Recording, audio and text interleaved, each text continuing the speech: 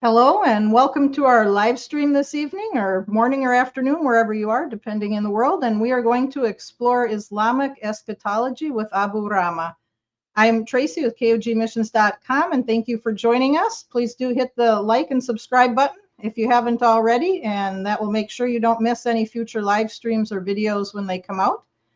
To my viewers who wonder why, as a Christian, I'm doing a live stream on the topic of Islamic eschatology, I'd like to share a little bit with you. And as I've continued in my studies over the years, I've seen some things in Islamic eschatology that may help us as Christians as we study the Bible on this topic. With my investigation and study of the end times, of Islam, of how the Islam faith views it, I have some questions, and I wanted to understand more clearly, and that is why I have invited Abu Rahma, a Muslim man, on for a discussion about their end times views. For my Christian brothers and sisters out there, we must know the scriptures and the prophecy about the future so that when we see things being fulfilled, they will make sense to us and we won't be deceived, and we'll have a better chance to endure the very last days if we are alive then. We should remember we do not need to try to fit prophecy into all the world events that we see out there on the news, but we should be wise and try to fit the world events into scripture as we see them unfold. And I think by understanding the Islamic views and what Muslims are looking for in regard to the arrival of the Mahdi, the Antichrist, and Jesus, that they may help us as Christians as well. And of course, that is if we know what the Bible teaches ourselves. I want to give a disclaimer that I do not put Islamic eschatology above biblical eschatology in my faith. And I also do not hold to the views of our guest, although I'm very grateful that he's willing to share his views with us today. As with everything, I encourage our listeners to be a good Berean, test everything you hear with the Bible, and don't be afraid to dialogue with other people. My guest is Abu Rahma. He is the author of two books, Mahdi, the Promised Caliph, and Dajjal, the Antichrist, Research, Critical Analysis, and Commentary. We will be discussing Islamic eschatology. And I said, as a Christian, I think it's beneficial for us to understand what they believe, and it might help us to understand some of our own eschatology perhaps better. Abu's books are an excellent resource for a very simple but detailed and very organized outline of the Islamic end times and the events and the people. And we will be taking questions from our live audience. So please put any questions you have in all caps so that I can see them easier. Please do be respectful to our guest and to one another in the chat.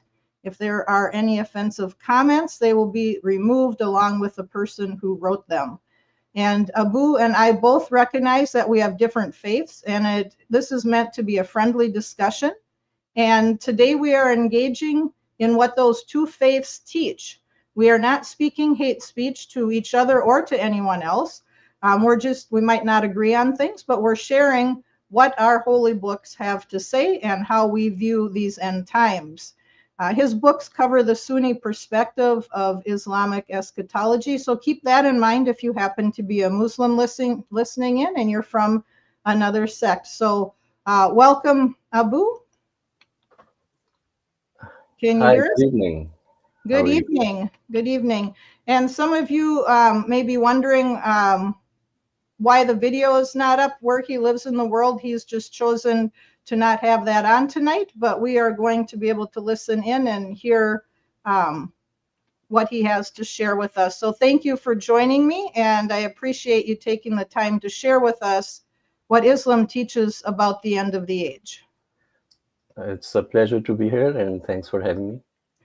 I was thrilled to find your books and how detailed and understandable they were. Could you please share with our audience a little bit about how you came to write these two books and why you chose such a topic? Why it obviously had to be of interest to you to put all the energy you put into writing those books?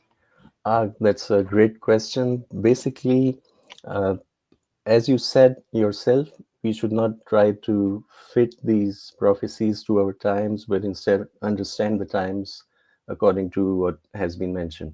I have seen that this thing happens quite more than we would like it to happen.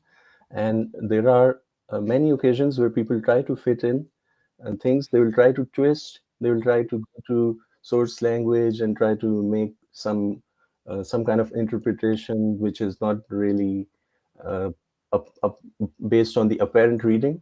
That does not really make sense. So that is something which is used for political purposes or any other purposes. So that was something I wanted to address.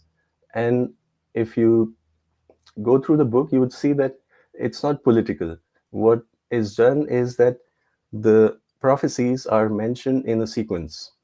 What So we have a list of dozens or hundreds of prophecies. Now, which happened before the other is something that requires a lot of detailed study. And if we can somehow put them in the correct sequence, many things make sense. Now, within those things, if something fits, that would be great. That's perfect. But if the things do not fit in them, then they are an issue, and uh, we need to be firm that no, the thing being claimed that it's prophesied is actually not true. And this is one of the primary reasons. Another one, I've seen some extremist groups use them for their advantage. They, as I said earlier, go to the source language and then try to change the original meaning and then build a case. So if you attack the source at the problem, attack the problem at source, their claims do not stand. So it was primarily misuse and abuse, which I felt was not at all justified.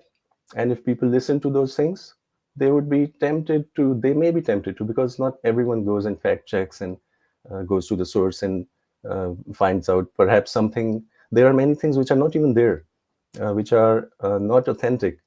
And if you may, even outside the scriptures, like Nostradamus, for example, a lot of his things are written in 1994. They're not actually from him. So people have used them, twisted them for their own agenda or whatever purpose. So that was the primary reason. These are the primary two reasons why these books were needed. Okay, well, thank you so much. And as you mentioned, you wrote the book from the Sunni perspective, and the two largest sects of Islam are the Sunnis and the Shias.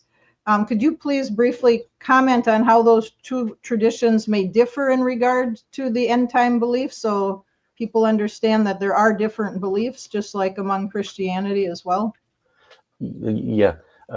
Basically, among the numerous differences, the key difference between Sunni and Shia eschatology, it's in the central role of the Mahdi.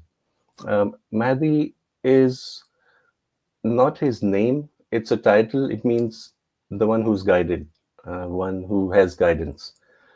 He's a prophesied savior figure in the Shia. The Shias believe that he is the 12th Imam, basically leader, currently in hiding, and he will return to establish justice.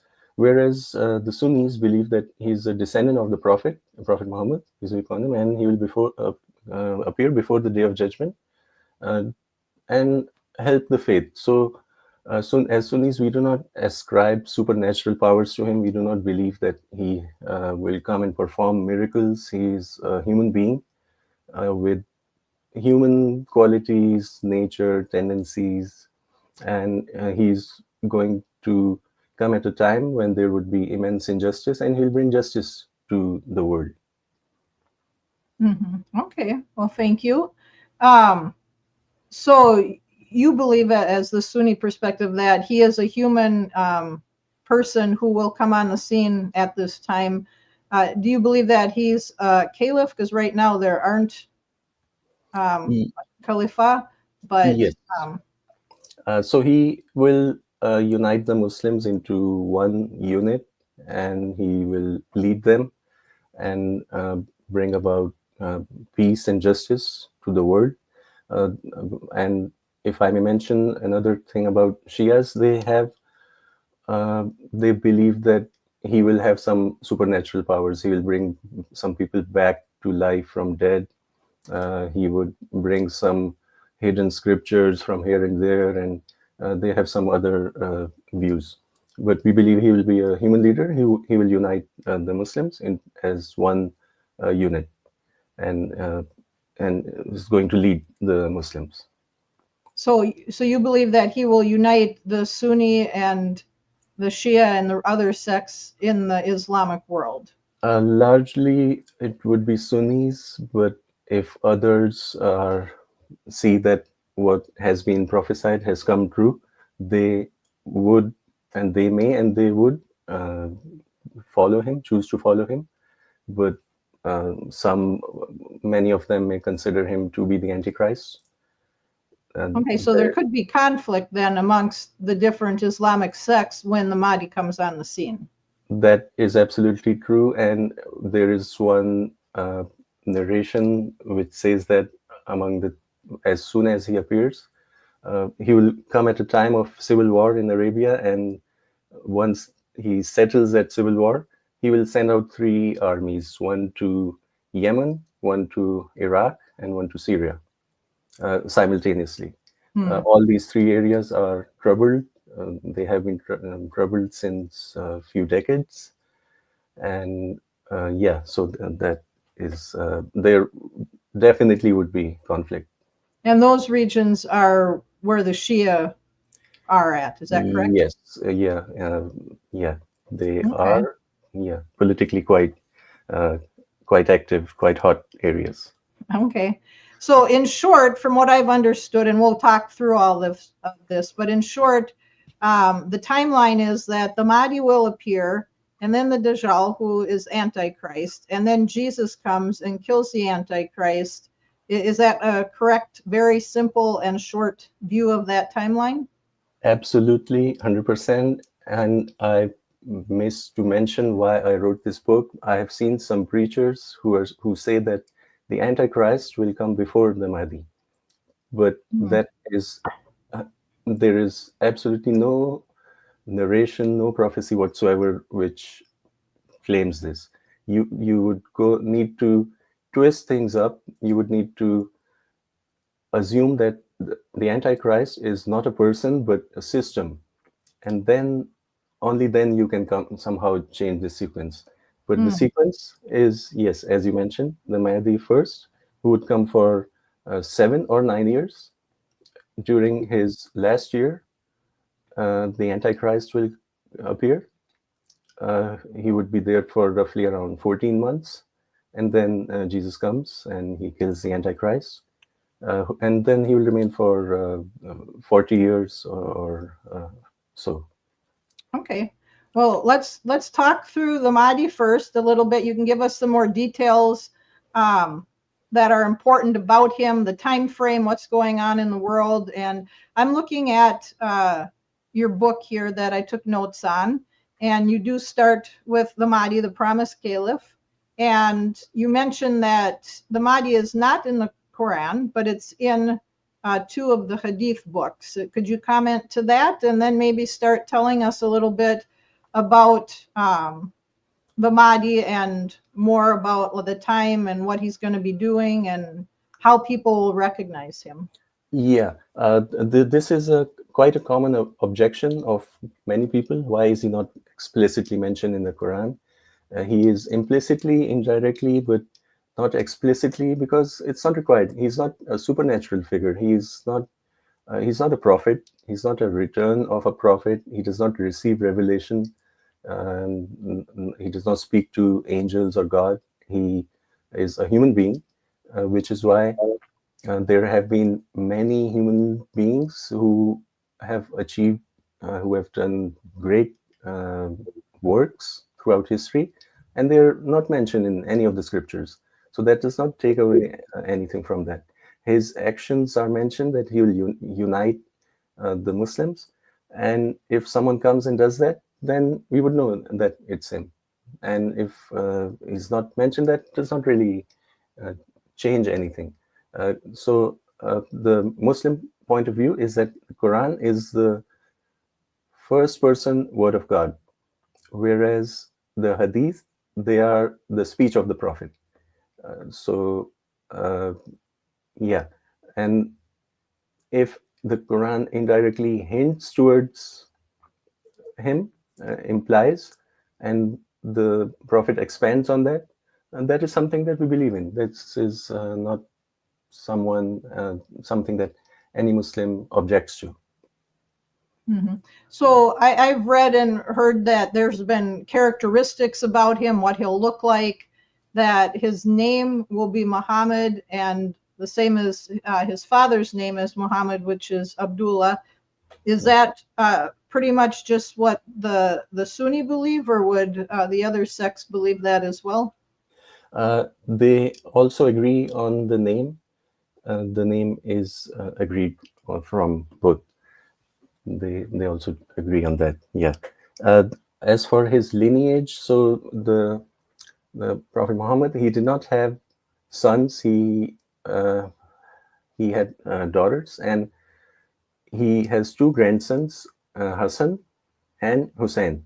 So the Shias believe that he will come from the progeny of Hussein, whereas the Sunnis, we are not very overly concerned, even if someone is adamant, like, no, he will be from that progeny. We would not be overly concerned in arguing, but we actually believe that he would be from his other grandson, Hassan.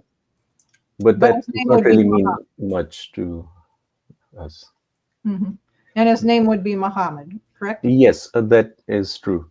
Uh, there are many things about his his appearance, his descent. We know he would be a descendant from the Prophet. So we know automatically know his tribe, uh, and yeah, the lineage. We know his name. His coming would be all of a sudden. It would be unanticipated in a way, and he would not be a political and religious figure. He would be rectified. He would be made worthy of the task at hand overnight. Uh, Mm-hmm.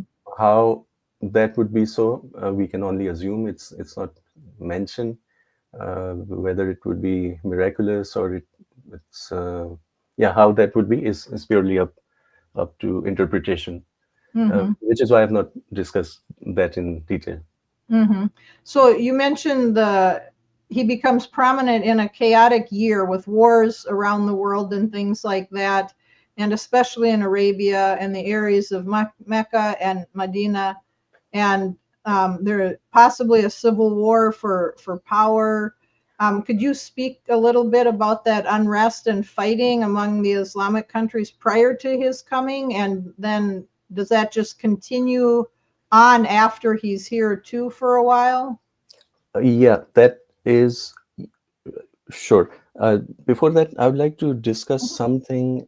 One more thing. Sure. There is a narration which mentions 10 big signs before the hour, uh, which basically that the sun will rise from the west. I can Hmm. state them out. Sun Sure. will rise from the west. The Antichrist, there would be a huge smoke. Gog and Magog will appear. And the descent of Jesus, the earth collapsing in three areas: east, west, and one in Arabia, and then a huge fire that will gather people everywhere. Now very uh, these are signs which can happen anytime, if they're not mentioned, like how the world would be at a particular time. If someone says that it could be 500 years from now, or it could be maybe 100 years from now, there's no way to ascribe time to them. So how can we be sure that we are actually in end times? That is also a very good question. Hmm. So signs are of two types: major signs and minor signs. Hmm. Now, minor signs, like, they have been continuing since centuries. If you ask our grandparents, they would think like we're in end times. If you ask someone 300 years ago, they would think the same, that we are in end times. uh, Continuous signs such as killings would increase, trust would be taken away, the leadership would not be among the worthy, or many others. But we have one narration, which is an angel came and he described what is faith, what are the pillars of the faith, and then the angel gave two very important signs about the end times. And from those signs, we know that, okay, we are actually in those end times. So one of them is a slave woman will give birth to her mistress, and the shepherds or the Bedouins will compete in constructing tall buildings. We can see the tallest building in the world, the second, third. The competition is already there. But what does the first one mean? The slave woman giving birth to her mistress. This has happened throughout history. The kings have concubines and mistresses, and they've had children from them. Uh, Basically, what I understand is that it refers to surrogate pregnancy. When you hire someone and she's actually the servant and she gives birth to her master or mistress. And from that, we can see that, okay, these signs are from our times, because surrogacy was not there 100 years ago, or even, I'm not sure how many decades ago. This is somewhat of a new phenomena. So from these, we can say that, yeah, it does appear that we are in the end times. And I'll go ahead. Yeah, so I was coming to the question about Mahdi, the year in which he will emerge. Yeah, if you could hold on 1 second, I just wanted to comment. You mentioned the minor and major signs, and I think biblically too, for myself as a Christian, Jesus talked about the birth pains, which are happening, like you said, for forever. You know, the wars and rumors of wars and natural disasters and things like that. Those are not the signs that we look for as prophecy for him to return, as we believe as Christians. So I think there's a little bit of that same idea of with your minor and major signs too. So that's understandable, I think, to me anyways. Yeah, and I hope I'm not being blasphemous. Some of these could be humanly possible to predict. Like, okay, what do you say about next 50 years? It will get worse, for example. So then this is something. So yeah, these are more generic, and more specific ones are the topic of our discussion here. Okay, yeah, if you could go on then and talk about the unrest and the Yeah. So during the year in which he will come, it would be a chaotic year. It would be first the world around him. It would. So we have been informed that Iraq and Syria would be under oppression, and oppressed by who? By Romans and Persians. Now, Romans in Islamic terminology, you may think like, okay, Romans are no more. But when you hear the term Roman in Hadith, it actually refers to Europeans, or we can call them the West now. This is the modern term for Romans. Those things have happened in the near past, within a few decades. Some of the things, the world around him before he comes, there would be infighting amongst the Muslims, and people would be drawn to disagreements, and it would be chaos and running on the streets, something like revolutions and toppling governments. And we have been given guidance to stay away from them. The one who walks is better than the one who runs. The one who does not move is better than the one who walks. Basically, it's a figure of speech to say that the one who participates least in these is the one who is saved. So we are given guidance to stay away from these unnecessary over protesting and getting involved in revolutions and things. Another thing about him, so these we've also seen the Arab Spring, if you may, in 2010s, early 2010s. During those times, they have happened, and then construction in tall buildings. So all these things are the signs that are to happen before he comes.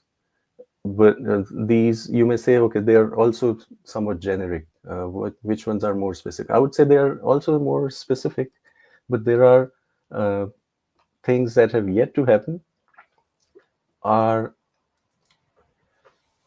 Euphrates river Euphrates will uncover gold, a mountain of gold, and there would be a huge war on that, and 99 out of 100 would be killed, and everyone would be thinking that perhaps I'm the one who's saved. So it shows that people would be aware of this, and we've been given guidance to stay away from the gold. We should not go thinking that, okay, maybe I am the one who would be saved. So, Abu, what you mentioned about the gold, is that the prophecy about, I think it was the Euphrates, well, it will either dry up or something and it will uncover this gold? And the fighting among it, will that be amongst the Middle Eastern countries there, or with Romans and everybody, or is that more between the different Islamic sects, or what is that? Who's fighting over the It gold? would include regional powers as well as global powers, because the terms described are that it would be like very, very a major war.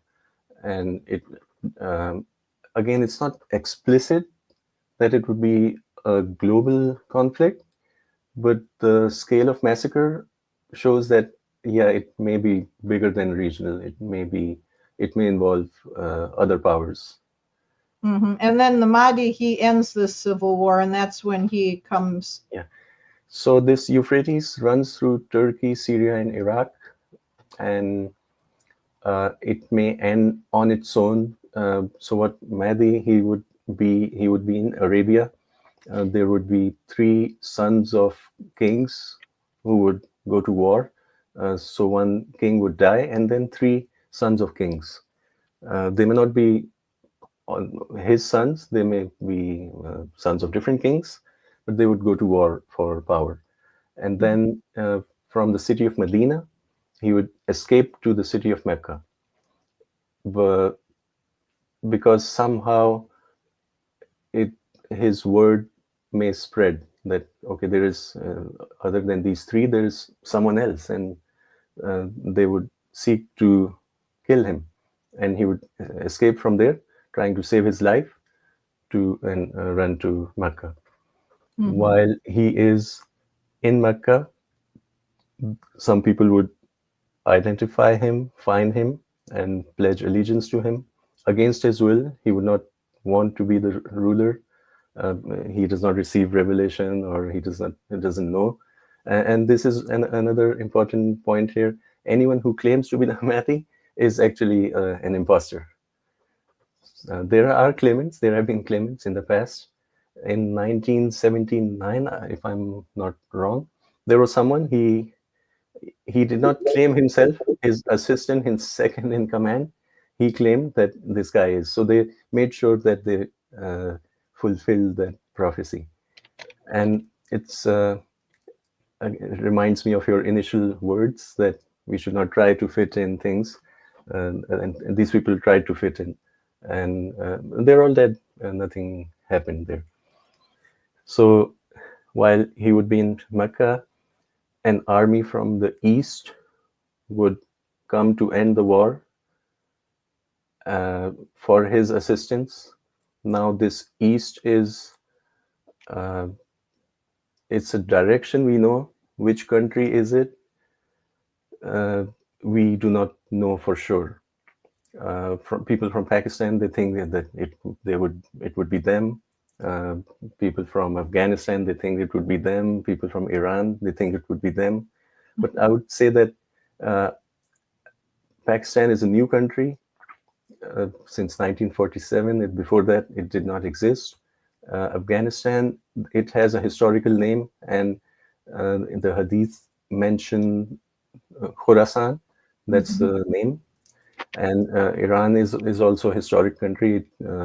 It is also mentioned explicitly by name.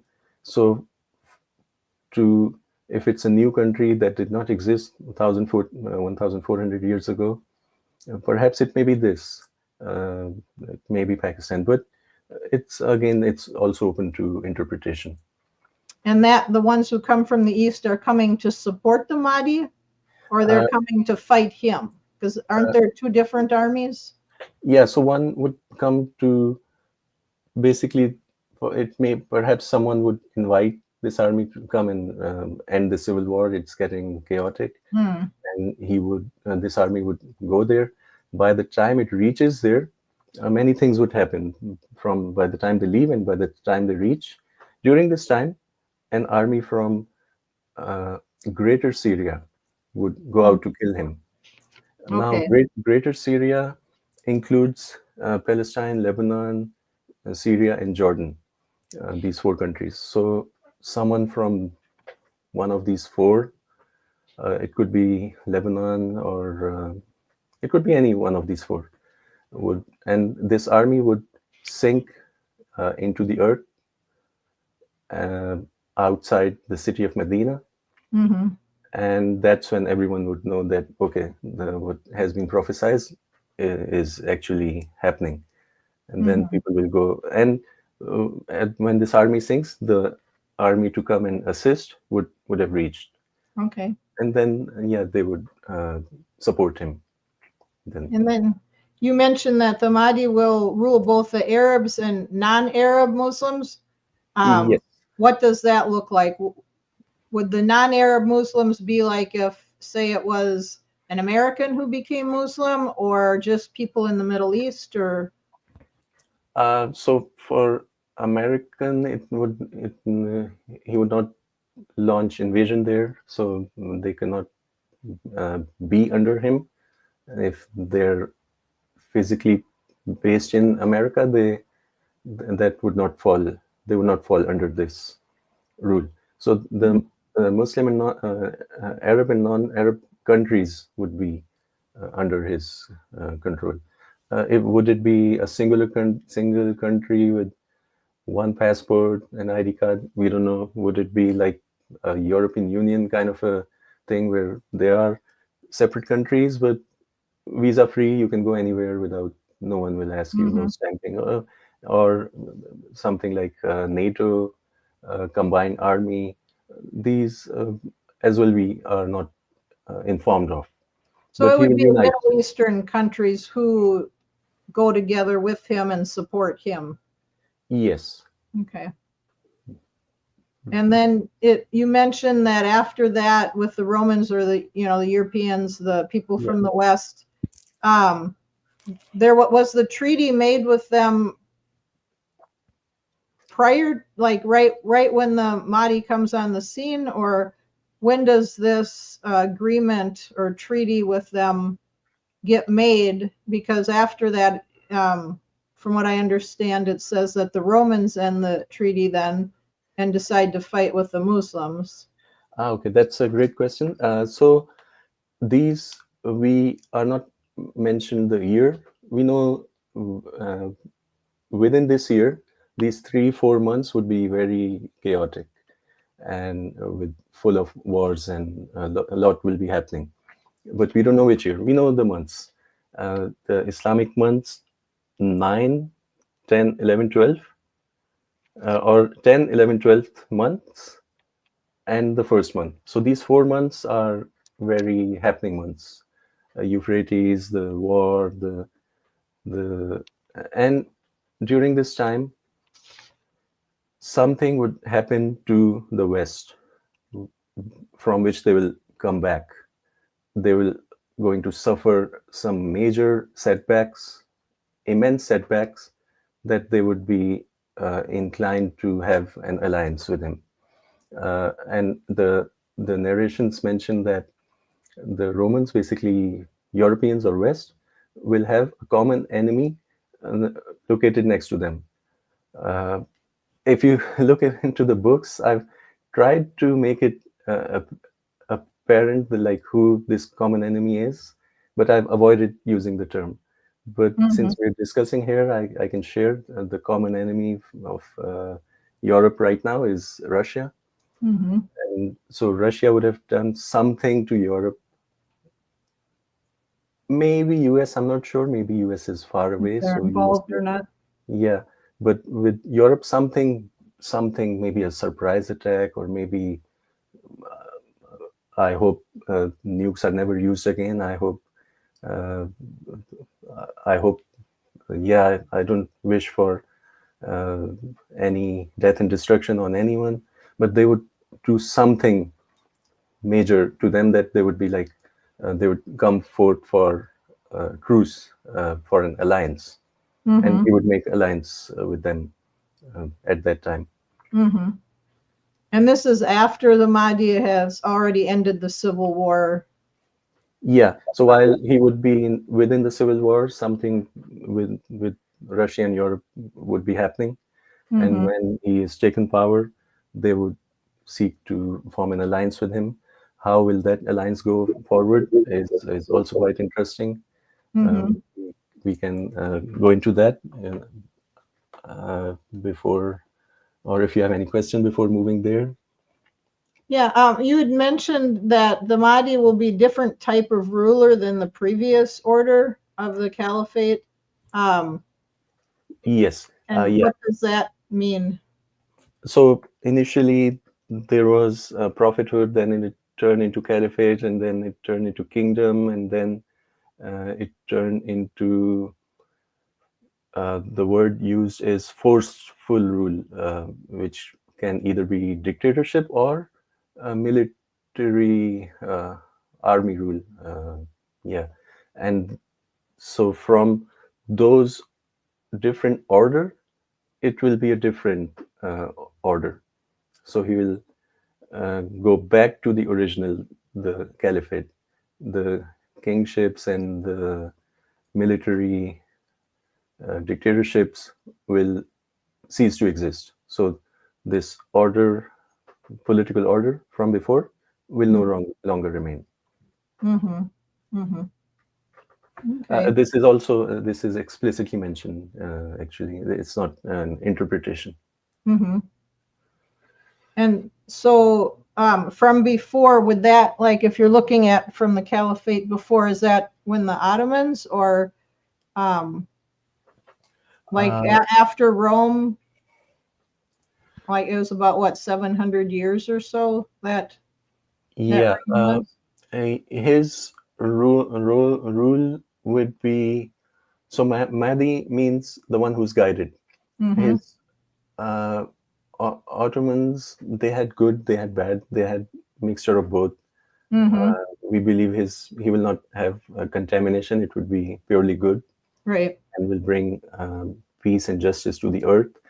And there are so many evils which are not just which many other places face. We don't know what happens on these human trafficking and whatnot, and exploitations and things like these. So the words are quite broad. Bringing justice to the earth is not just ending of war. These crimes and gangs, thugs, they would also be taken care of. So it would be quite different to Ottomans. It would not be like the Ottomans, but maybe the caliphate before that, right immediately after the prophet. Okay. And then you mentioned that the Mahdi comes after the Muslims had been oppressed in Iraq and Syria. What kind of oppression is that? So in Syria it says by the Romans, and in Iraq it mentions by the Persians. The invasion of 2003 3, 4 was a Roman invasion, but it was assisted by the Persians. Now they run Iraq, and the Syria one is there have been numerous sanctions. It does not state invasion, but it says of oppression. But there may be an invasion when the gold appears from Euphrates. It runs through 3 countries: Turkey, Syria, and Iraq. But it I don't want to get into today's times. Right. But it may be that Syria may be the most. It may be from Syrian part of the river. Mm-hmm. What else would you like to share then about the Mahdi and the time there before the Dajjal comes, the Antichrist? Yeah. So this is how the world would be. The year in which he will come will have many earthquakes. Another thing about him is that people will forget about him. They would, some people would not believe, like, okay, he does not exist, and many would even forget that there is even someone to come and do something. Other than that, the world is pretty much taken care of. These regions we have discussed: Iraq, Syria, Arabia, Europe, and Russia. As we see now, these are already active areas. Perhaps you could say the shadows are there, and it's just matter of time. Is it 3 months or 3 years or 30 years? We are not sure about that. But from what we see the world around, it does appear like the world is like that right now. Mm-hmm. And when do you see? Because it talks about taking over Jerusalem. Does this happen when the Mahdi is just here, or is that later when he's been ruling during that 7 to 9 years? When do they see the taking over of Jerusalem, or is that just towards the end when the Dajjal comes? Okay, that's a very good question. Here, the thing is, this is not explicitly mentioned. It just when we read that it's in his control. How and when? So there is one narration, but it's not fully authentic. There is some weakness. So the prophetic narrations, what the scholars do is people were collected after the prophet's time. So, there were many people who had. There were liars who would make up things, so they have been removed. They classified those as forgeries. Then there were some people who were honest, but they started forgetting things in old age. So, like from 60 onwards, started forgetting. So those narrations have been termed as weak. The evidence that it's actually authentic is weak. But they could be true. They could be forgetful memories from the narrators. So there is one which is not fully authentic, is that when this army from the east comes out to end the civil war, it may break into 2. One would go to Mecca to end the war, and the other would go and land at Jerusalem. So this may happen before he comes, but this is not explicitly mentioned. So for me to give opinion would purely be my opinion. It would not be scriptural. Mm-hmm. But once the Dajjal and once Jesus comes, then the Dajjal, the Antichrist, he's killed in modern day Israel. Is that correct? Yes, there's an airport there in the city of Lod, L-O-D-D. I'm not sure how it's pronounced. Mm-hmm. And so, yeah, he would be killed there. So there may be taking and retaking some areas. It could happen. For people, Dajjal means imposter, someone, a liar. So he's called Masih, Dajjal, the imposter Messiah. He would claim to be the return of Jesus, but we know he's not. We do not 100% know how Jesus looked, but we know we are given some generic descriptions of him, and he would not look anything like him, and his actions and yeah. And who do you think would fall for the Dajjal and think that really is Jesus or Messiah or something? Yeah. Okay. So the Christians would not fall for him by and large. This is why, if you look at many Muslims have soft corner for Christians, even if there are disagreements, but we know that eventually we will unite upon one way. But there are others who will follow him. There will be many misguided ones from the Muslims. There would be many Jews who will follow him. Some of the descriptions of the Mahdi, according to Shiites, are actually how the Sunni books describe the Dajjal, the Antichrist. So they would also be among his followers. And there are many other things, feminists, and I don't know if we can mention on YouTube In the some world, of the groups, yeah, people in the world, yeah. in the world, yeah. But there's nothing explicit that says that the Christians would be his followers. There are some people who have children out of wedlock, those kind of culture, and many things. He would come as a champion of freedom and whatnot. He would be charismatic, even if he's, which is happens quite a lot. That people with ill intentions are quite charismatic. So yeah. do the Muslims who would be deceived by him, that would follow him, they would see him as the Mahdi or as Jesus? So it would be a mixture of both. There is an attempt by some people to say that Mahdi and Jesus are the same. Mahdi just means guided one, so Jesus is the guided one. They are one and the same, but they are two different personalities. So it could be one of those, and it could be some would think of him as Jesus, some would think of him as the Mahdi. And there are some very famous preachers who say that the Dajjal comes first and then Mahdi comes. So they would be tempted to believe that, okay, Mahdi is now the Antichrist, and this is actual Mahdi. But how you believe, the Sunnis believe the Mahdi comes first and Dajjal only comes later in his reign there, right? He doesn't come at the same time or before him. That's true. This is the sequence as you mentioned.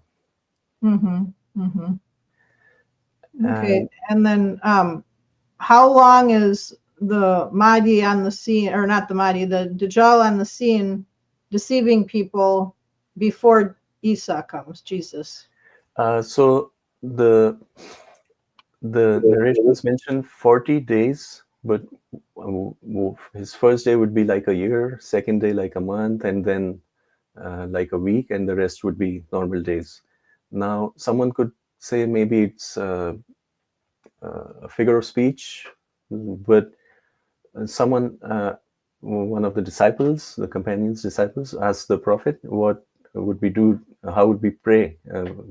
Like 5 times a day, how would we pray during those times? So he said, make an estimate of time from that. So it means that it would be literal. It would not be, it's not a figure of speech. So if we add up this time, it would be 1 year, 2 months, and 2 weeks, around 14 months the Antichrist would be there for.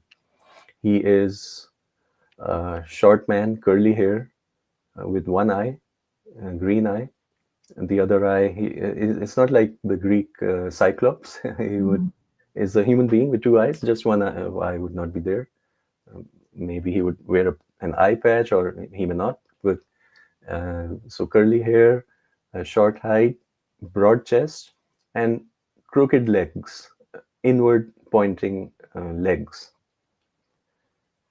And this is his physical description. So if the Mahdi is said to be about 7 to 9 years, then the Dajjal would probably come, let's just say 5 years or 6 years after the Mahdi has been doing what he's doing. Is that correct? Or Yes, that's correct. Now, those 7 years or 9 years of the Mahdi we did not discuss them. As soon as he comes, the war ends and the treaty is signed with the Romans, the West, and the Muslims and the Romans will together take over the common enemy, which happens to be right next to Europe. Russia, so I'll be more explicit, will form an alliance and take over Russia. Then, once this is over, the Muslims and Christians will go to war with each other, and that would be the biggest war in history has ever seen, which, according to Bible, is Armageddon. The Islamic terminology is the Great Massacre. It's something that even those who win will not be pleased, because there will be so much death and destruction that if a bird were to fly over the dead bodies, he would not find a place to sit. He would fall before finding a place to sit. This war will continue for 4 days.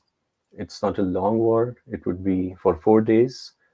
While this war happens here, there would be a war with India at the same time, which will continue all the way until Jesus returns.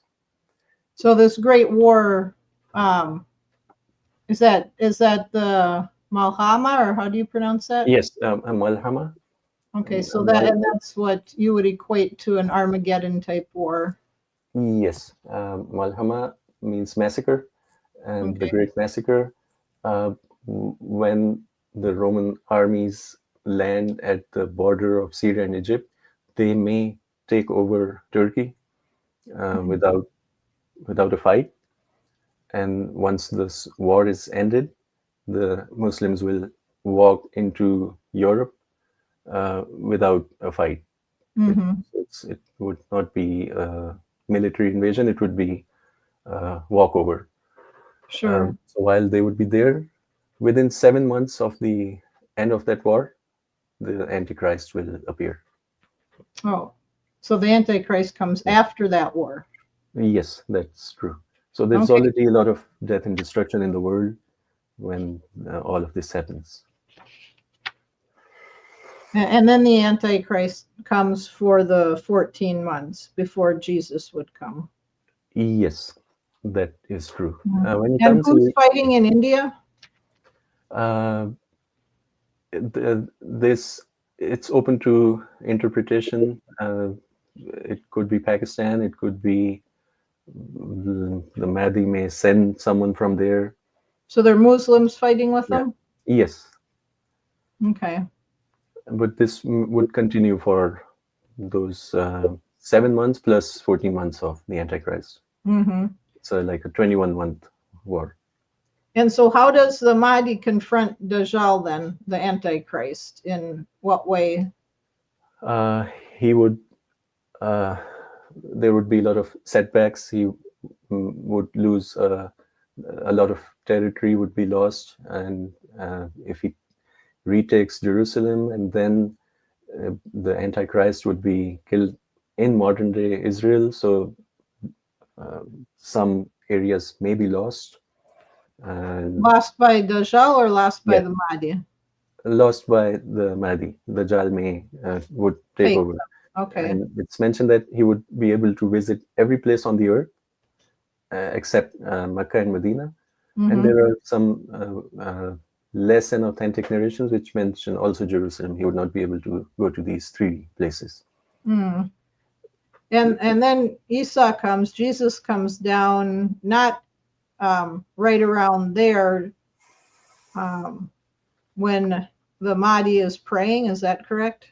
Yes, and it's a mosque in Syria. People usually think it's the Umayyad mosque, but we don't know. It's a belief. Like there are some areas, there are some historical sites. Someone would biblical historical sites, which are in Jordan, also Syria, also Turkey. So we're not fully sure, but for tourism purposes, people claim like this is the place. It could be, it couldn't be. We're not sure of that. So when Jesus comes, though, there's some time before he goes, then I presume to Jerusalem, if that's where the Antichrist will be killed. Does that happen relatively quickly at that point, or is there some time before that would happen? Now, as soon as he comes, it appears that it would be within days, not earlier, but yeah, it would be. And the way he kills him, so when he sees the Antichrist will start melting. What does that mean exactly? We don't know. Is it like a physical melting, or there are some illnesses, cholera, or like extreme diarrhea, uh, like is it a figure of speech, or literally he will start melting, but and he will run away. And his as far as he could see, Jesus could see, his his musk, his nice smell would reach, and that would cause him to melt. Perhaps it could be intense fear, or he would be on the run, and it would happen quite soon. So this would not take time. And from what I understand, there isn't mention of the Mahdi after Jesus comes. Is that correct? After that time of prayer? Yes, there's no mention after him. He, which there is a narration which is authentic, that he would pass away. Now, would it be this prayer, or by the time he's on chasing the Antichrist? So he would not exist. So Jesus would come and he would take over the authority of the world, and everyone would become his follower. Okay. Before we go on, we have one question here that I want to bring up. So just to be clear, Prophet Muhammad, did he believed in this Mahdi coming and the Dajjal because it is written in the Hadiths, or did he? Yes, he did explicitly. He is mentioned. There was someone in his time when he was in the city of Medina. There was someone he suspected to be the Antichrist, and by till the end, and even after him, his followers would swear that this guy is actually the Antichrist, and he disappeared all of a sudden. People knew where he was, and all of a sudden, after a few years, he just disappeared. So they suspect it could be him, or it could be someone new born today. But yeah, they did believe. Okay. All right. And then do you believe that, because right now there isn't a caliphate, do you believe that a caliphate will return before the Mahdi, or No, he will be the one to bring it back. bring It it will back? So return there with, won't be a caliphate before he returns. yeah, there won't be before he comes. He would be the one to bring it back. And then this question is the one that probably gets you for saying hate speech, but so with the Esau, with Jesus coming, when he comes, he is going to be a just judge and a ruler. And I believe, as it says, he breaks the cross, kills the pig, and abolishes the jizya. That's tax, right? Yeah. And then wealth becomes abundant. So does he come and, because we know those three faiths, the Christians, Jews, and Muslims, all are Abrahamic faiths. We all go back to Abraham. Yeah. And do you believe, do the writings teach that when Jesus comes, he's going to show himself to those groups of people because they all understand that, and say, like, I wasn't a Christian, I wasn't a, per se through the Jewish traditions and whatnot, but I'm a Muslim, the Islamic faith, and you have a choice to acknowledge that and to believe that, and that's where they get the idea of breaking the cross and that. It would be a voluntary acceptance. No one would be doubtful. Even those who are uh, idol worshippers, or atheistic Hindus or Buddhists or any other, they would see how things have happened, and they would know the truth. And even if they, the texts do not mention that he would kill people, either convert or die. It is more like it would be willful acceptance from now. Okay, we've seen everything. We know he's here, and he has killed someone who claimed to be God. The Antichrist, he would claim to be. He would begin first. He would come as a pious man, and then he would claim to be a prophet, and then claim to be Jesus. So someone, and he would perform miracles, apparent miracles. It could be tricks. It could be hidden technology. It could be so many things. And when someone who has actually killed him, it makes people see it like, okay, he is someone, and it would be willful acceptance by the people, except one group. And if you notice, during all this discussion, we discussed Middle East, West, South Asia, but there is another big power that has not been discussed. So they would, Gog and Magog, they would launch an attack when Jesus has killed the Antichrist, and they would be destroyed during Jesus's time as well. Okay. And then could you explain the jizya, that tax? Is that for like Muslim countries where Jews or Christians can pay this tax, and so that they're protected under the Islamic laws? Is that correct? Yes, that's correct. It does not exist now. It's nowhere in, I don't know if there's any country where it exists. So if he will abolish, means the Mahdi may reinstate that. And it's, I believe it's between 2 to 5%. I'm not sure, but I think it's open to that.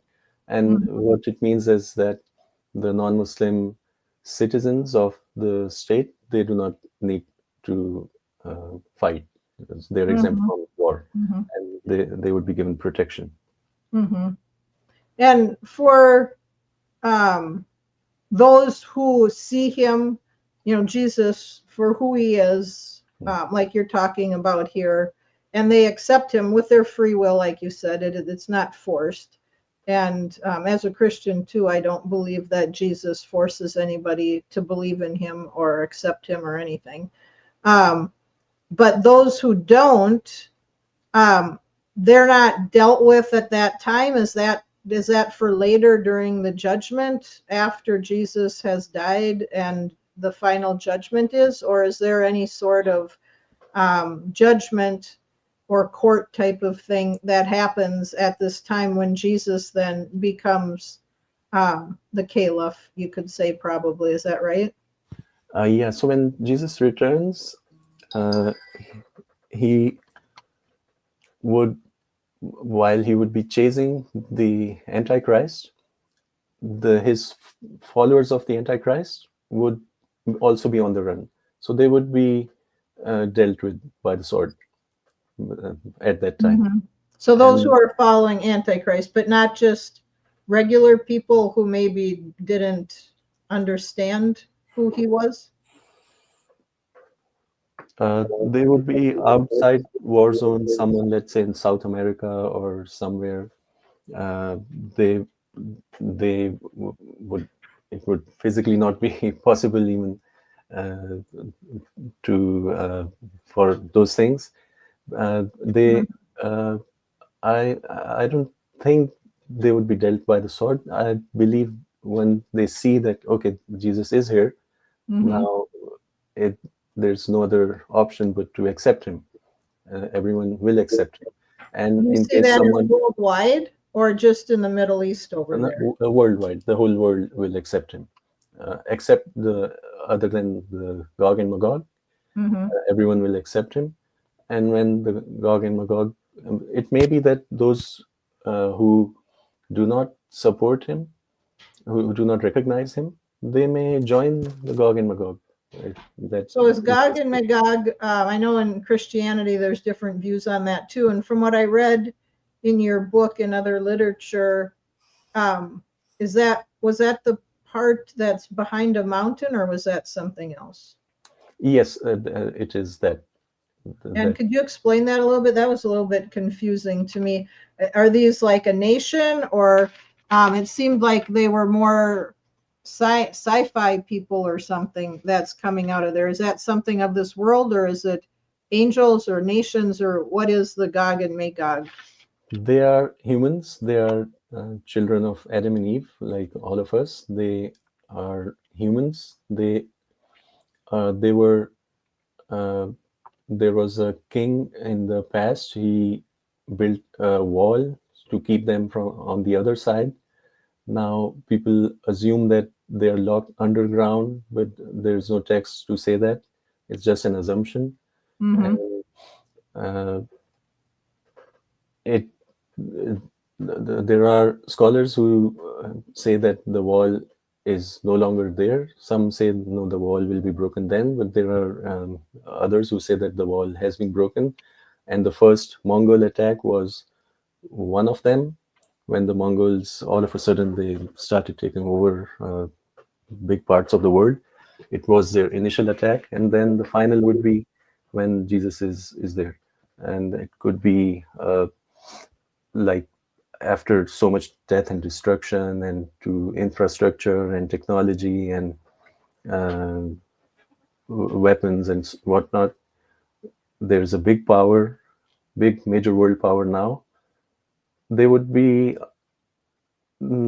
inactive. They would not take part in any of those. So they would retain their superior weapons. And if they come with those, and they can cause major damage. So I know many Muslims may disagree, but I've written a specific piece on that. I've isolated all the verses and narrations and discussed how it could actually be China. I don't want to say, Mm-hmm. Mm-hmm. yeah, but it could actually be them. So this is a little bit off topic, but I'm just wondering, because I know much of Christianity, which I do not believe, believes that humans have an immortal soul. So when you die, it goes off somewhere, and it lives on. Or like even Jesus, they say he pre-existed as, Jehovah's Witnesses think as an angel, others think as some other lower god or whatnot. But that wouldn't be a human being, because we know human beings are created in the womb of their mother, which would be a human, right? And we don't just keep living on forever. So two questions with this Gog and Magog, and then with the idea of the Shia in regard to the Mahdi, that they think he might have been even back at the time of Muhammad, which was a long time ago, and that he's held up somewhere and will come out later. Do Muslims in general believe in a sort of immortal soul? Or, I mean, I know they don't believe Jesus pre-existed. So how are these people living so long or underground? Is there some miraculous thing that keeps them alive, and it's just them as a special group of people? Or how do Muslims view a human being? So We believe that the souls were created, so we did not eternally exist. We came into being at a certain point before we were given these our bodies today. Our souls were elsewhere, and then we were assigned these bodies, and we are here. But the uh, people in hiding and in cave, it's more of a miraculous thing. It's not. And they also, I believe, they don't believe in an eternal soul. Mm-hmm. Okay. It's just that it's a miraculous thing. Like some people live for 50 years, some 100. Um, they believe he's living for 1,000+ years, but not So, in a miraculous way. But not that his even if they do believe in an eternal soul, which I'm quite sure they don't. It's the body is still can decay and can would die. So it's a miraculous belief that so they when would. people are dead, though, when you die, are you actually dead, or do they think some part of you goes off up into the universe somewhere? So the soul uh, goes away. The soul is taken by the angels, and the body is put in the grave. In the grave, the soul is returned for a while. There are some questioning there, and then people either go to sleep, or for the prophets, they ascend to heaven. Their bodies are there, but their souls are they're alive. We Do they believe that come back? Do those souls come back to their body or to a new body when the judgment takes place, or is that judgment all take place when you die? judgment is after death, but bodies will be resurrected. Even if someone is cremated, the body will be reassembled. The soul will be in that body, and judgment would take place in our physical bodies. So And there's two judgments, one for your not physical part of you, and then another one for your physical part. yeah, you could say it in that way. There is uh, criticism against the Islamic heaven, that it's very material, but that's how we believe. Like, yes, we will have delights there. We'll eat and drink and enjoy. So yeah, we do believe in that we'll Is have that physical. just in a spiritual sense, or is that in a sort of bodily sense up there? Both bodily sense, but the experience would be spiritual. So one other question in regard to this part of the topic that I just brought up. So you believe that humans, they exist, they're not eternal, but they are made a spirit being, a soul or something, prior to being uh, conceived in their mother. Is that correct? That is true, and we believe that each one of us, we were asked before coming to this world, and perhaps those who didn't agree, maybe they were turned into angels. But when we say I didn't consent to coming here, we believe no, we did consent to everything. Different people will have different judgment. If someone is born with a disability, they will have easier questioning. The net effect is same. Someone who's healthy and strong, they may uh, they would be they may have stricter questioning. How did you use that? Someone who's disabled may have easier questioning, so their path to paradise maybe would be much easier than someone with a lot of wealth and power will may find it more difficult than one who's without physical strength, with And is this without with wealth. all humans or just Muslims that this whole Okay, so it is with all humans. We Someone who is not a Muslim, we do not condemn that person to hell. We cannot say that this person is in hell. We are informed that it's something like summer school. If you uh, pass the year, you go to the next grade. But some people may say I never knew, or I did hear the message, but the misinformation was so much, and they may be tested in the next life before paradise and hell is decided for them. So yeah, we do But believe there's that. not reincarnation, like you come back as someone else. No, that's not. It's just the one soul. So my last question in regard to this then, because I know your belief about Jesus is the same as mine, that he was miraculously created in his mother. He wasn't God or something else before, but this is the first time I've had this part of a discussion and found this out, so it's new to me, that if all humans pre-existed in some way, were created prior to their conception in their mother, so you would believe that Jesus, that was the same with him too, that he was created prior to that and then just miraculously put in his mother without a father. Is that correct? Yes, that's correct. And since we believe prophets are the greatest human beings to have ever existed, we also believe they are sinless. They can have mistakes, if I'm saying the right word, like, but not sins. There can be, again, I don't want to be insulting or say anything wrong, but we believe they are sinless. They are protected from sin. They are the best human beings. So if Jesus was created thousands of years before me, uh, sure, of course, yes. If he holds way, way, way higher status than anyone else, yes, it can be possible that he may have been created way before uh, the rest of ordinary human beings.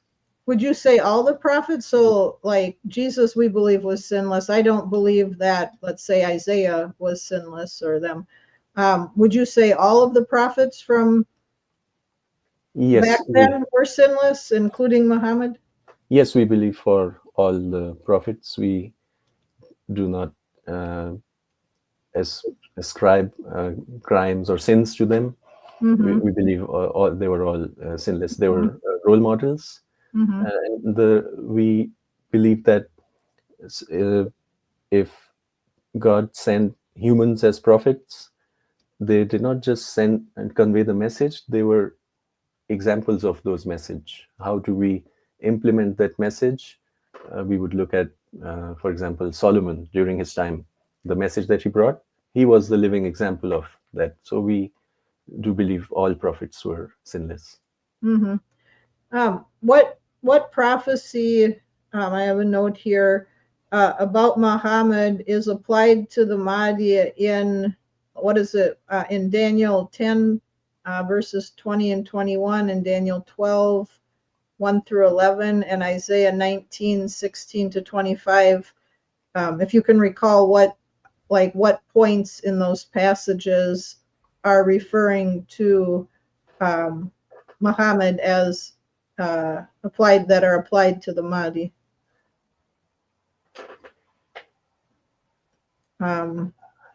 That I think is in the part under the Mahdi and Judeo-Christian traditions. Right. Just may I No, that's good. put that passage so I can. Mm-hmm. While you're looking that up, I wanted to just share, because in your book, when you mentioned the Judeo-Christian, you did quote something that I just, if anybody's reading the book, I wanted to clarify, because like I mentioned earlier, as a Christian, I believe differently, first of all, than what you commented in your book in regard to Christians. But you quoted from jw.org, which even most professing Christians that I don't agree with at all, they don't believe that either, the mass of Christianity. But about the Bible shows Armageddon takes place during Jesus's invisible presence, which began in 1914. Only the Jehovah's Witnesses, which are a very tiny minority, I guess you could say, of the overall Christianity, that they believe that. And just for our listeners or anybody that would be reading your book in the future, which I do encourage you all to, you can get a hard copy of it, or you can also get it online. But like I mentioned, I believe that there is only one God, Yahweh. I do not believe in a Trinity God, and I do not believe Jesus pre-existed in any way. He came into existence through the miracle of God in the Virgin Mary, his mother. I do believe similarly to the Jehovah's Witness that Earth is our home, but I think they have a misguided understanding of what that kingdom will be like as well. I do not believe that some go to heaven to rule with Jesus like they do about the 144,000. I believe Jesus will physically and visibly return to the earth to establish God's kingdom. And so, like in the Islamic sects, there, in the Christian or Christianity, what people would say, there are different beliefs, but the Jehovah's Witnesses are a minority, and most people do not believe, or no other people who would profess to be Christians would say that Jesus came invisibly in 1914. Most Christians are waiting for him to come in the future, even though they don't understand who he is. But so that would be a little different from what you had there. Yeah, I did not quote problematic things from them. I understand Jehovah's Witnesses, they are Christians would not consider them Christians, and I know their beliefs are different. It depends. Some would and some wouldn't. Yeah, there is one Christian, I don't know, pastor or preacher. He was quite strict, like should not call them Christian. And he was like, if we can call Ahmadis, there's a sect, we do not consider them Muslim. And if he was like, if we call them Muslim, you would be offended. So it's sort of an agreement with him, like, okay. Well, most Christians that profess to be a Christian, they would tell me that I'm not a Christian either, because I don't believe Jesus is God. And so they would throw me, they look at, are you a Christian if you believe in the Trinity? And if you don't, you're not, for an overall idea of that. So, yeah. Were you born into that, or? I was born into that, but I, mainly from studying myself, because, it's mentioned and stuff, but it wasn't taught, very strongly. And it's there, it says that in your statement of faith, but is it talked about, preached about often? No. And unfortunately, a lot of people who believe like I do have really compromised a lot, and just yeah, we believe this, but it doesn't matter as much. But yeah, I wouldn't be considered a Christian in most professing Christian circles, because they would say, oh, are you Muslim or are you a Jehovah's Witness? That's the first questions people will ask. Okay. And would you say the Unitarian tradition is from day one, or was there a gap from in these 2000 years that there was a gap that Unitarians did not exist, and then it was revived again, or it's a continuous tradition since 2000? Yeah, I mean, from when God created everything and Adam and Eve saw who he was, and throughout the entire Old Testament or the Hebrew scriptures, I believe that it was clear that there was one God. And Jesus confirmed that as well himself. He talked about my God and your God. He quoted the Shema. When he was asked by a Jew, what's the most important thing? He quoted that there's only one God, one Lord. And over time, I think, most of them were killed off throughout the whole thing, by other Christians. But I do believe that there had to be people that continued over time and passed it down, and people who now, I truly believe if you pick up the Bible and you read it without having some preconceived notion from a church or church fathers and things like that, you just even read the Gospels, you'll understand who Jesus is. and who God is. You won't think he's a Trinity. And so I think by just reading the Bible, you should be able to.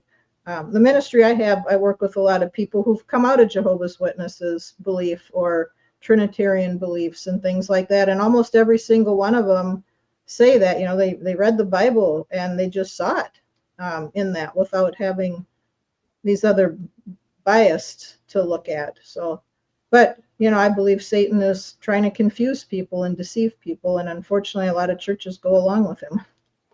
Right. And what's your view on the Holy Spirit? I believe it's a personal presence and power of God. I don't believe it's a being. Like you can see it throughout the New Testament. Holy Spirit is not prayed to. It's not greeted. It's not like, oh, greetings from the Father and from the Son and from the Holy Spirit. It says greetings from the Father and greetings from Messiah. That's it.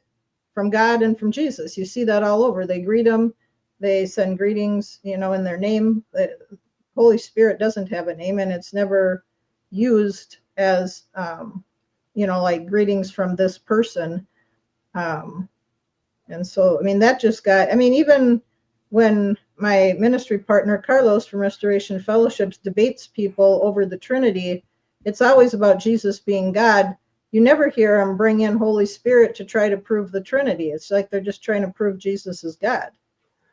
Exactly. Yeah, I was going to say the same. Like when you look at those who believe in Trinity, they would pray to Jesus, but not to the Holy Spirit. Right. And even as how I believe I can, quote, worship Jesus as who he is, what he did, what I believe he did, but I don't worship him as God. And he said, ask me and I'll do this. So that's praying to him, but you're not praying to him as God. It's just okay, understood. Yeah. Anyway, but yeah. So yeah, there's the Messiah and there's God. There's two different beings and they're not each other. Right. Okay. But yeah, back to here. So with were you able to look up any of those verses about Muhammad? Want to talk about that a minute here? Yeah. So the biblical stance, like earlier we discussed, like the Mahdi is not mentioned in Quran by name, but there is an implication. Same in the Bible. It's there's no explicit, but since we are mentioned about it's mentioned about the Armageddon, and so it's implied that there would be a leader on one of the sides. So it's an indirect sort of, but explicitly directly mentioned, no, that is not the case there. Okay, so those two, Daniel and the Isaiah passage, it's just an indirect towards Armageddon. Yeah. Oh, towards Armageddon. So it isn't explicit towards the Mahdi himself. Yeah, we know that he would be the leader during that time, and if that war is mentioned, it's assumed that when there is war, there would be someone to lead that. So it's through that implied assumption. And who do you believe are the two sides at this Armageddon war? It would be Muslims on one side and the Christians on the other. On the other, okay. All right. Before that, there would be could be hundreds of thousands or could be millions of Christians would become Muslim, and this army of Christians would come and this would say that hand over these traitors that you've taken from us, and the Muslims will refuse, and then the war will begin. So it's not a racial war. There would be many former Christians on the side of Muslims. So it's a religious war, pretty much, between Muslims. So the Jews are not involved in this war. Yeah, they're not there. Okay. And then during Armageddon, you mentioned like the hail, earthquakes, flooding, fire, lightning, disease. This is all taking place at that time? This would so the year of coming of Mahdi would be the year of many earthquakes. Mm-hmm. But about the hail, and I believe that is biblical, that the Islamic books are silent on the Mm-hmm. climatic things Mm-hmm. in those times. Yeah. Mm-hmm. Mm-hmm. Okay. Let's see. Basically, once from the Islamic point of view, if we can, you could say the first sign right now would be River Euphrates. Okay, so that's what you're looking for more as your first sign to see things. Yes, if that emerges and there's gold, with some accuracy, I can give a date for the return of Jesus. Once that happens. Yeah. Okay, sure. And so when Jesus comes, then he kills the Antichrist, and then he lives about 40 years. Is that correct? He gets married. Does he have children? And then he dies after 40 years. And then it's, what is it, 7 years after? Or how long after that then is the judgment? Is that correct? Once he dies, then before the judgment takes place, the world will go back into disbelief.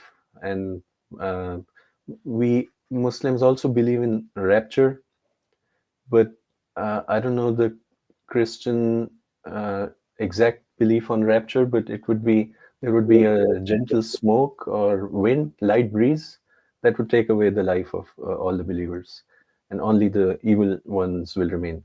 So it's not like I don't know if Christians believe like the bodies will ascend to heaven right there, but that's not the Muslim view. It's Mm-hmm. that this gentle breeze will take away life of everyone with faith. It takes their life, or it takes their whole Take body up into heaven? just the life. Okay. Yeah, there are different views in in professing Christianity. I personally believe, like Jesus taught, that it's after the Great Tribulation that he returns, and those who have died in the faith, whether it's Abraham or Moses or whoever, the prophets and the disciples and us, that we will be resurrected or changed if we're alive when he comes, and then we meet him in the air and we come back down to the earth. Mm. Other people who profess to be Christians think they're taken up and protected from the Great Tribulation. I do believe that we are protected from God's wrath that's poured out on the earth, that believers will not have to endure that. But that we will be changed, or when resurrected, when Jesus comes, that we are given immortality as we believe that he was given when he was resurrected. So yeah, that idea, so you have an idea of a sort of rapture thing that's going on there for who are believers. They're saved from that terrible end time. Is that correct? That is correct. Yeah, and we believe that when Jesus returns, and when he passes away, there is a place reserved for him next to the prophet. There is an empty place where he would be buried. Yeah, so his burial place, we know where it is. Mhm. There is a So, spot reserved for him. okay, so then when this end all happens and people are resurrected for the bodily judgment, if they're judged unrighteous, are they just destroyed at that time? And if they're judged righteous, do they die again and their soul goes up into heaven? Or what happens to them? Okay, so everything that so we believe this life is a test. Everything that we go through, we will be answerable for that. So Mm-hmm. we need faith plus also deeds, Mm-hmm. and anything that harms. For example, I hit my elbow on the table and it causes me pain, that Mhm. also removes sins. Someone is suffering from depression or has any illness or injury, that also removes sins. So we are in a purification process on this earth.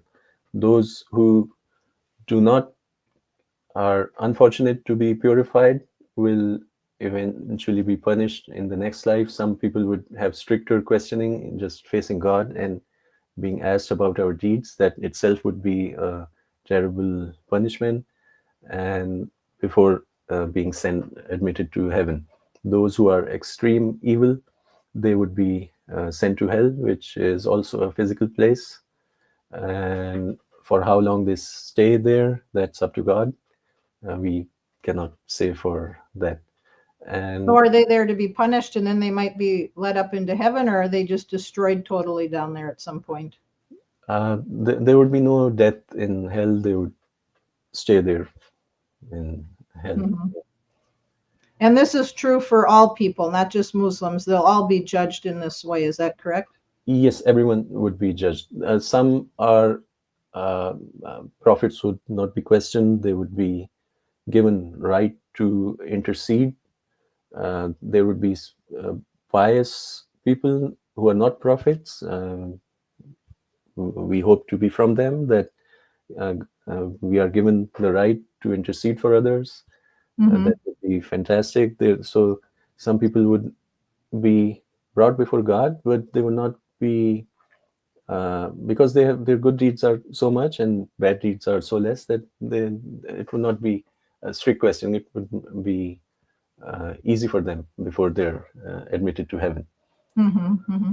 So I have a question here, and we're going to be winding it down shortly. So if anybody else has any questions, please put them in the chat in all caps, and I'll try to get to those. But so do you believe that the universe, I would include the earth and the whole universe, will be destroyed at that time so it no longer exists? And if so, who destroys it? Is it Allah, or how does that happen? Yes, Allah, God will destroy the whole world will end, and then we'll be brought back to life. Our bodies will be resurrected, and then we'll so what we believe is that this universe ends somewhere. The science has not gone, and maybe it will never go that far. Science says that it's an endless space, but we believe that it ends somewhere beyond that. The second heavens begin. Mm-hmm. Mm-hmm. So all the heavens will split open. The whole world will be destroyed. Perhaps all the planets and all the land masses in the universe, they may merge together, and we'll have a flat place to stand on. We're not sure, but we can think this way. Mm-hmm. And yeah, so everything will be destroyed, and then uh, either we go to heaven or go to hell. So the bodily resurrection after that judgment, then are all the souls either sent to heaven or hell and there is no more body, or does that body go somewhere else after that? Our bodies go to heaven and hell. So you will be like a person there. Like you said, you can eat and have enjoyment and things like that.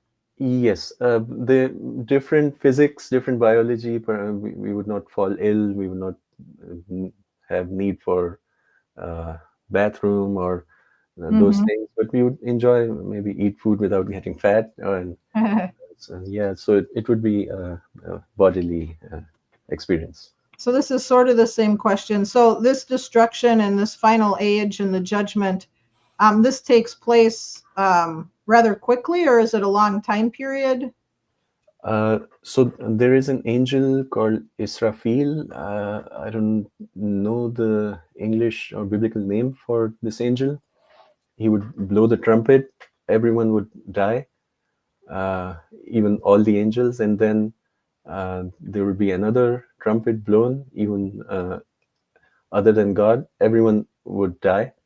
And how long we remain dead, we don't know. Then everyone would be resurrected. uh, each and every single living thing other than God will be dead, and then Mhm. brought back to life in our existing bodies. Okay. All right. Let's see. There's a couple more questions here. Let's see. Okay, so how will the Mahdi bring peace with the Jews and Christians then, and help them to understand this view that you've been sharing with us, and to see that, or will it be Jesus more who does that? He will bring a level of prosperity, peace, and prosperity if you end wars, if you remove injustice, if you remove. There are things which are easy to solve for governments, trafficking and whatnot. If are they involved in that, or are they not, or do they want to even end those things? These are humanly possible things. So whatever is humanly possible will be done. But the actual peace that is like without question, full, like extreme peace, would be in the time of Jesus. But with Mahdi, he'll bring justice, he'll bring fairness. With the Christians, will form an alliance, and with the Jews, many will accept, many will choose not to accept, and it's up to them who they choose when between Jesus and the Antichrist. But the world would be divided into two groups, and everyone's choice, free will for them. During the time, either like when Mahdi is there, what do you see? Like today is like Saudi Arabia. How does that fit in with some of this? Yeah, so the first sign that we'll be sure, like, okay, the things have started, the river Euphrates, gold, and then a civil war after the death of a king, a civil war between three princes that will take place. From the existing things, we cannot say that these are the times. Until that happens, it's all political analysis, not scriptural analysis. If someone tries to link with things here and there, Okay. I would not stop them, but I would say like, okay, let's be clear. Okay, this is Right. political analysis rather than scriptural analysis. And I think that happens with Christians too. You worded that very good. They get so into the political analysis, some people do, that they're missing out on the scriptural analysis, or they're trying to read into it like we talked about at the beginning. Absolutely, yeah. Well, the best thing to do is lay out everything on one paper, and if anything fits, okay. But if something does not fit, it's should not try to mold it to make it fit. Right, right. So one last thing here about Mahdi, and you had said that they're assumed to be true, but they're not reliable sources. That he would be about 40 years old. He may have a speech impediment. He may strike his right hand on his left thigh if he's being bothered by it, and he may have a mole on his cheek. Are those Yeah, things that you would look for, or they wouldn't necessarily have to be? they do not have to be. These are not authentic narrations. Just one description we have is a broad forehead, not long, but broad, maybe like David Beckham, if you've seen. It's kind of like that. Age and his height and color and these things we do not have explicit, but we have other things, the sinking of the army and bigger events happening, that we would know, like, Right. okay, this is him. Yeah. Now the one eye not functioning on the Dajjal, is that something that's reliable, or could that possibly not be true as well? No, that's from authentic narrations, Authentic, and there okay. are many from many different narrators. So this is authentic, and he would have a green eye, Mm-hmm. and one eye. And the appearance of Jesus, because it talks about, I think, the difference in hair. Are those authentic? And what would Jesus look like? Yeah, his description is authentic. He would have long hair. It would look like he's come out of a shower, like but he wouldn't have come out of shower, like a wettish look, and he would have a white reddish complexion. Mm-hmm. I guess you go out in the sun for like half an hour and like a reddish complexion like that. So he wouldn't, like, as a Christian, I believe that he was Jewish. I mean, obviously, and more of an, from the Middle East. There, would you agree that he has the Middle Eastern more look than, say, a Roman look or something, like a lot of Christian art portrays him as? We know his hair color is black. Now in Middle East, if you look there, you'll find different uh, shades of Complexion? skins. Yeah. You'll find on the whiter side, on the light brownish side as Mm-hmm. well. Mm-hmm. So we don't know for sure, but whitish color on the reddish side. By Okay. red, I would think something like 1 hour tan or something like that. Mm-hmm. Okay. Well, I really appreciate you sharing tonight, Abu, and it was very enlightening and interesting.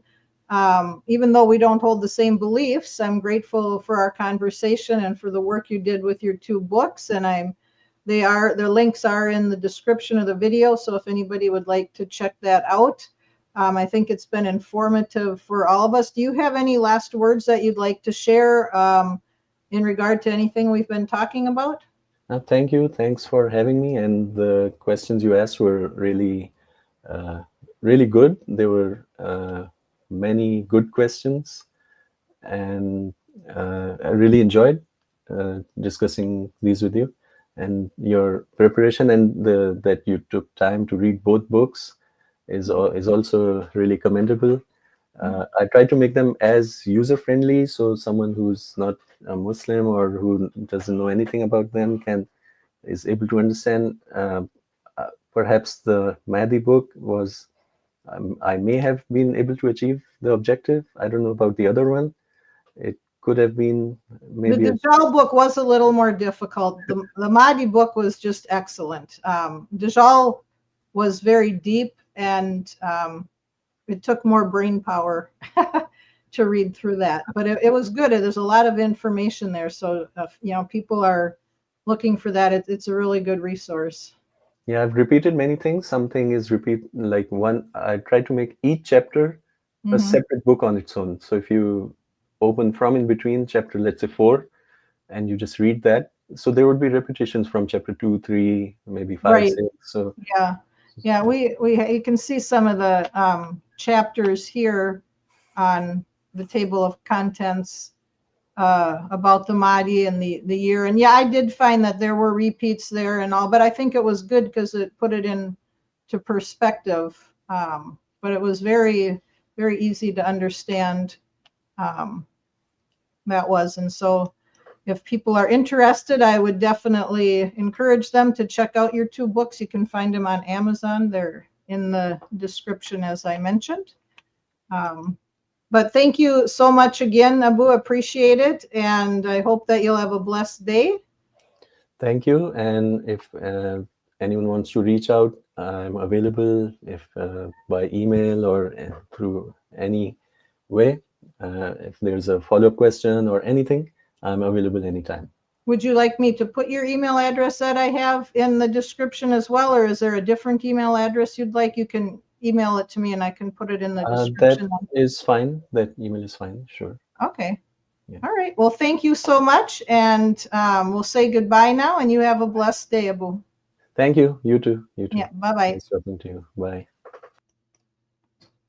So thank you also to our audience that has been watching live. And again, you can find his books in the video description. And as I said in the beginning, those who are following Jesus and his teachings have to understand what he and the rest of Scripture has given us to understand in regard to end times prophecy.